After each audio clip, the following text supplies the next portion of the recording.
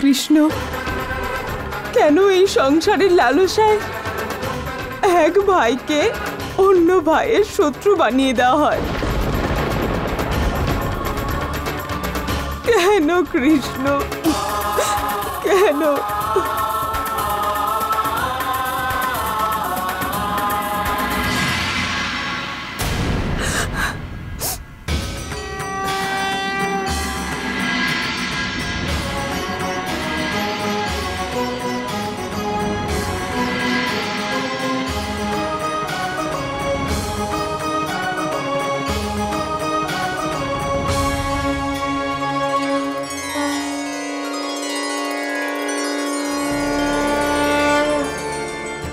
হে মাধব, এবার তুমিই বলো, কি করবে এই মা?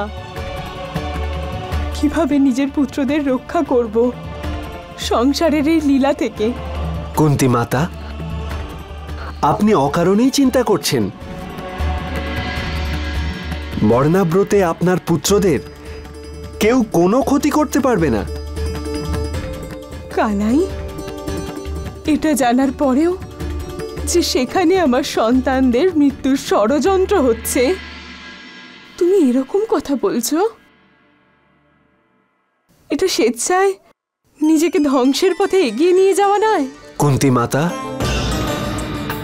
মৃত্যুদ্বার অতিক্রম করার পর মানুষ একটি নতুন জীবনের সূচনা করে। আমার পাণ্ডব ভ্রাতারাও এই দ্বারকে অতিক্রম করার পর একটি নতুন জীবন শুরু করবেন।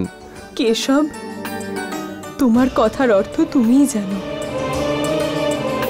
কিন্তু আমি আমার পুত্রদের জীবন সংকটে কিভাবে ফেলতে পারি?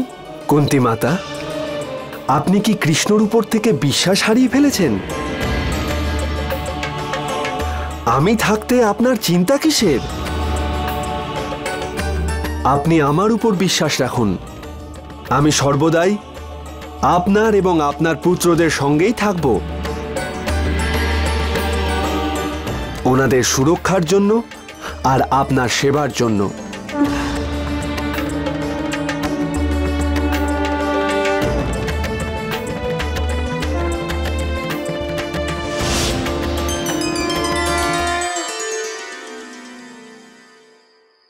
মাতা, আমি বলছিলাম যে যুধিষ্ঠির, তুমি ঠিকই বলছিলে, আমরা লক্ষ্যগৃহে নিশ্চয়ই যাব।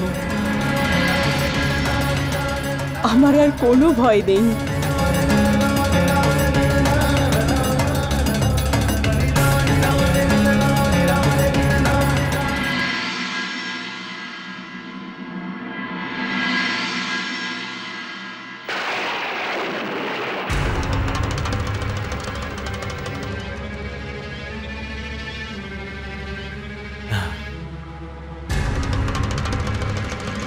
হে হস্তিনাপুরের সিংহাসন, আমাকে চিনে নাও, ভালো করে চিনে নাও। আমি হলাম তোমার সেই ভবিষ্যৎ। আমি সেই যে মহারাজ ধৃতরাষ্ট্র চলে যাওয়ার পরে তোমার অধিপতি হবে। আমি তোমাকে সুশোভিত করব।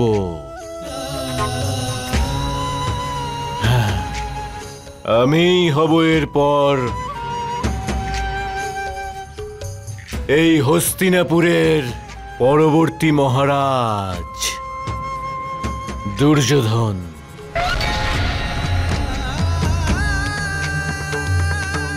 মহারাজ দুর্যোধন, দুর্যোধন।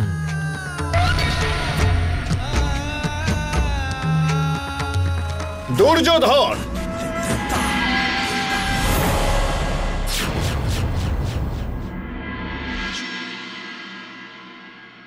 দুর্যোধন।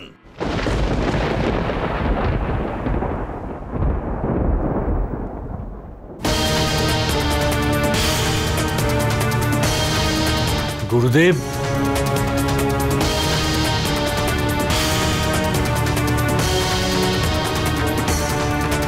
এইটা তুমি কি করতে চলেছিলে?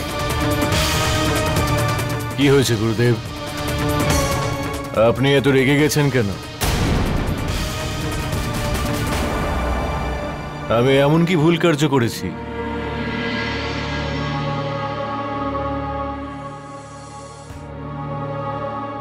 এই সিংহাসনকে দেখুন, এর প্রত্যেকটা অংশকে দেখুন। প্রত্যেকটা অংশে শুধুমাত্র দুর্যোধনের নাম লেখা আছে। দেখুন, ভালো করে দেখুন।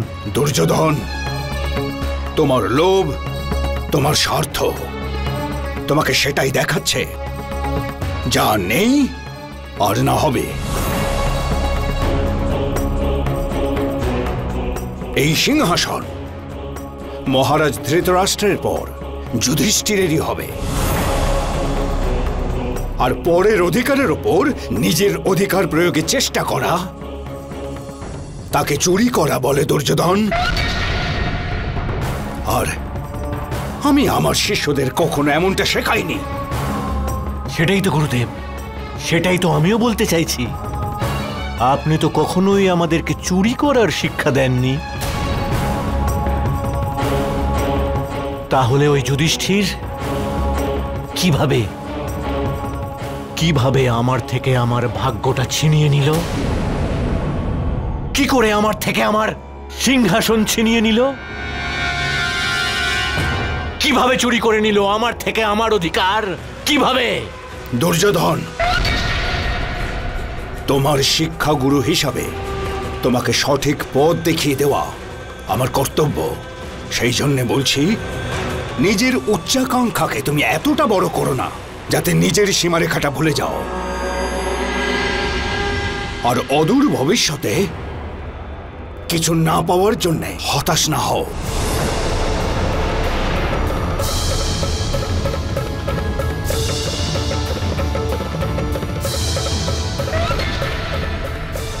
গুরুদেব, রাজত্ব তো শুধুমাত্র আমিই পাবো।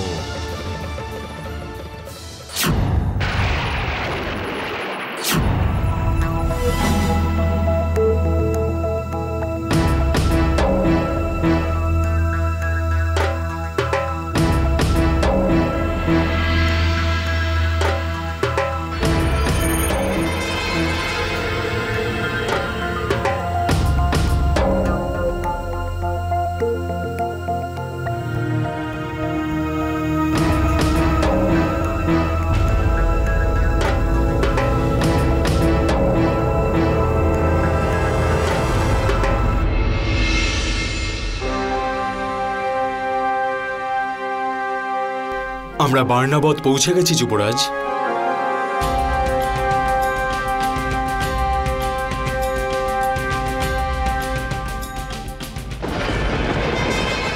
মহারানী কুন্তী, যুবরাজ যুধিষ্ঠির, এখন এটাই হচ্ছে আপনাদের রাজভবন, লক্ষগৃহ।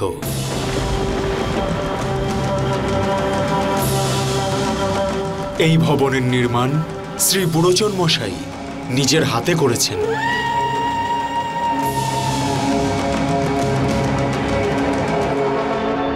হে শিল্পকার, অতীব সুন্দর। যাই হোক না কেন, এতে কোনো সন্দেহ নেই যে আপনার সৃষ্টি অদ্বিতীয়।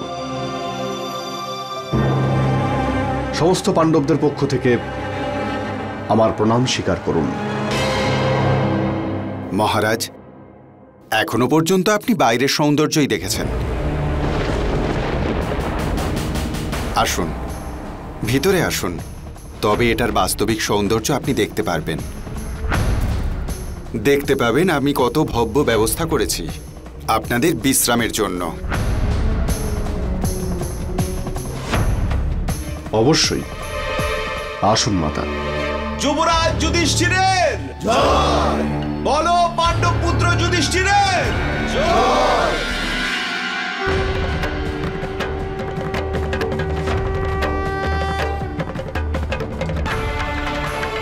আসুন যুবরাজ, আসুন।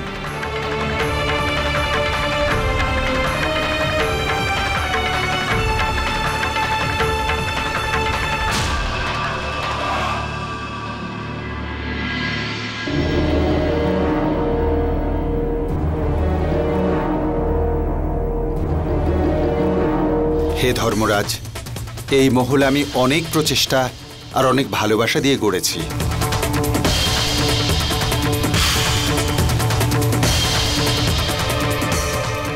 হে শিল্পকার, আপনার সৃষ্টি সত্যি প্রশংসনীয়।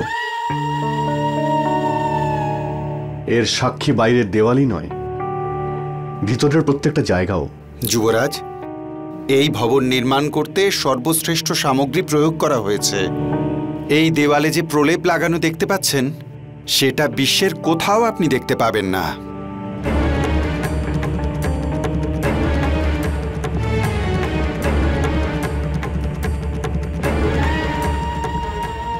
এর দেওয়ালে আমি ঘি আর অন্যান্য সামগ্রী প্রয়োগ করব। এর নির্মাণে আমি লাক্ষার সাথে সাথে দ্রুত জ্বলনশীল কিছু সামগ্রীও ব্যবহার করেছি।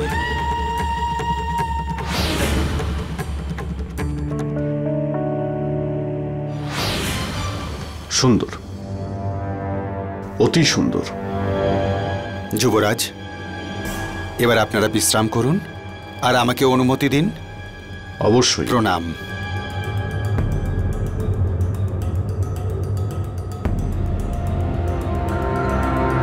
ভ্রাতাশ্রী, আপনি ওকে কিছু বললেন না কেন? আমার তো ইচ্ছে করছিল যে একটা ঘুষি মেরে ওকে পৃথিবীতে ততটাই পুঁতে দেব যতটা অংশর বাইরে আছে। না ভীম, এই সময় না আমি এই শিল্পকারকে, না সেনাপতি আর না সৈনিকদের এটা আমি জানতে দিতে চাই যে আমরা এই ষড়যন্ত্রের ব্যাপারে জানি।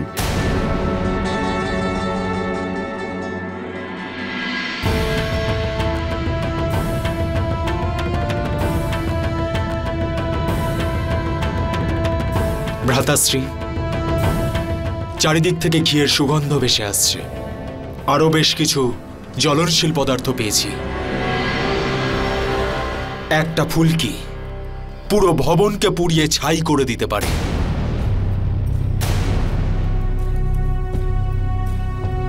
ভ্রাতাশ্রী, আমরা বীর, যুদ্ধ করলে রণভূমিতে করি। যদি কখনো প্রাণও চলে যায় তাহলে সেটাও সম্মানের।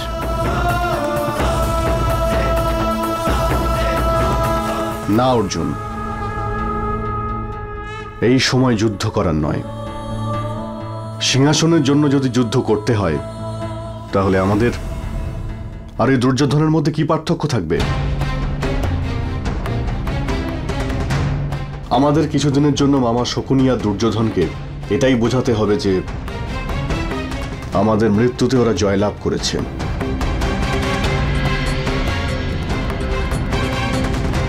মাতা, আপনি চিন্তিত হবেন না। যতক্ষণ শ্রীকৃষ্ণ আমাদের সঙ্গে আছেন আমাদের কোনো ক্ষতি হবে না।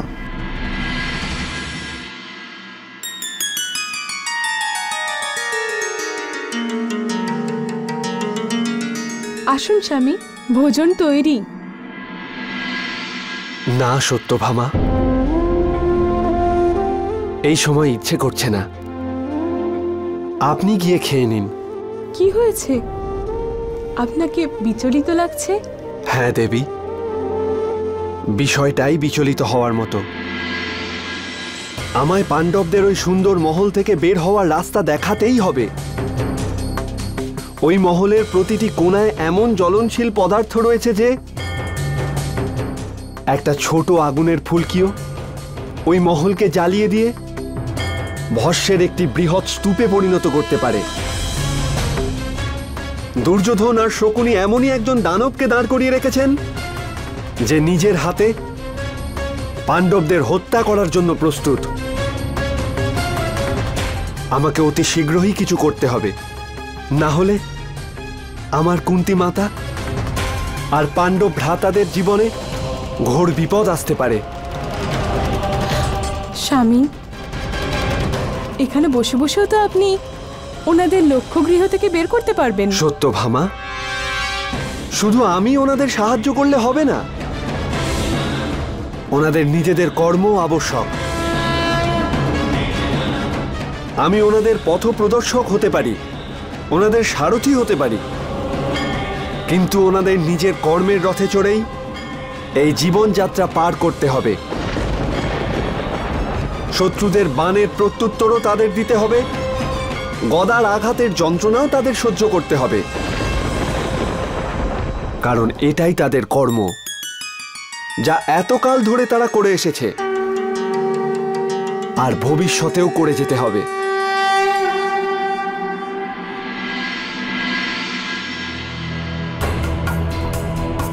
ভ্রাতাশ্রী, এই মহলে যাতায়াত করার জন্য একটাই দরজা রয়েছে, সামনের দিকে, যেখানে মামা শকুনির পাঠানো প্রহরীরা পাহারা দিচ্ছে।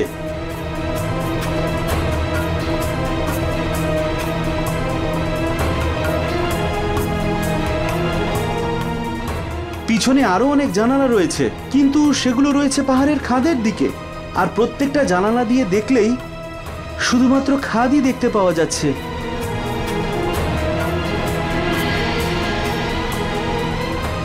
ভ্রাতাশ্রী, কি হবে যদি রাতে আমরা যখন ঘুমোবো ওরা মুখ্য দ্বার বন্ধ করে যদি আগুন লাগিয়ে দেয়? বাঁচার কোনো উপায় থাকবে না।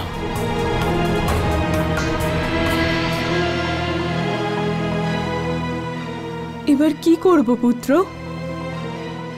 উষ্ণ পাহাড়ি হাওয়া বনে হঠাৎ অগ্নিসংযোগ ঘটাতে পারে। সবকিছু জ্বালিয়ে ভস্ম করে দেওয়ার শক্তি রাখে এই আগুন। একজনই আছেন যিনি এই অগ্নি থেকে স্বয়ং নিজেকে রক্ষা করতে পারেন। আমরা সবাই কাকামশাইয়ের কথা অনুযায়ী কাজ করব। যেভাবে একটা ইঁদুর তার বাসা তৈরির জন্য সুড়ঙ্গ বানায়, ঠিক সেইভাবে আমরাও একটা সুড়ঙ্গ বানাবো।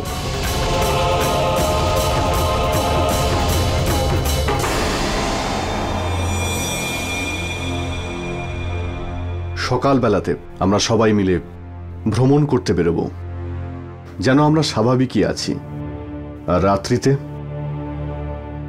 সুড়ঙ্গের নির্মাণ করব।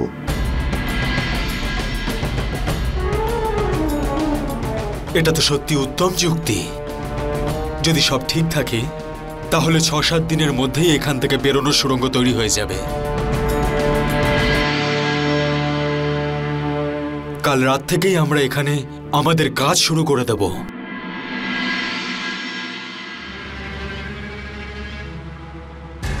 এই হলো পাণ্ডবদের ভাগ্যলিপি, বা বলা যায় ওদের দুর্ভাগ্যলিপি।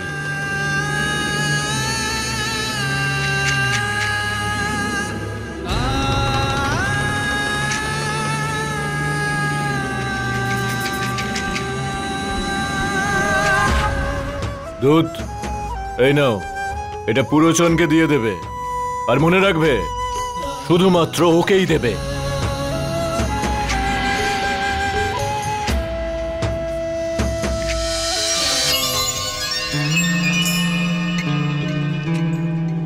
পত্র? ভাগ্নে, এই পত্র কাকে পাঠাচ্ছ? পত্র আমি পাঠাইনি মামাশ্রী, পত্র পাঠাইনি আমি। আমি ওই পাণ্ডবদের মৃত্যুর জন্য যমদূত পাঠিয়েছি। আমি ওই পুরোচনকে আজ রাত্রিতেই ওই যতুগৃহে অগ্নিসংযোগ করার জন্য আদেশ পাঠিয়ে দিয়েছি। এবার দেখুন মামাশ্রী, কিভাবে হয় ওই পাণ্ডবদের সম্পূর্ণ বিনাশ, আর আমাদের পূর্ণ বিকাশ। দেখবেন আপনি এবার।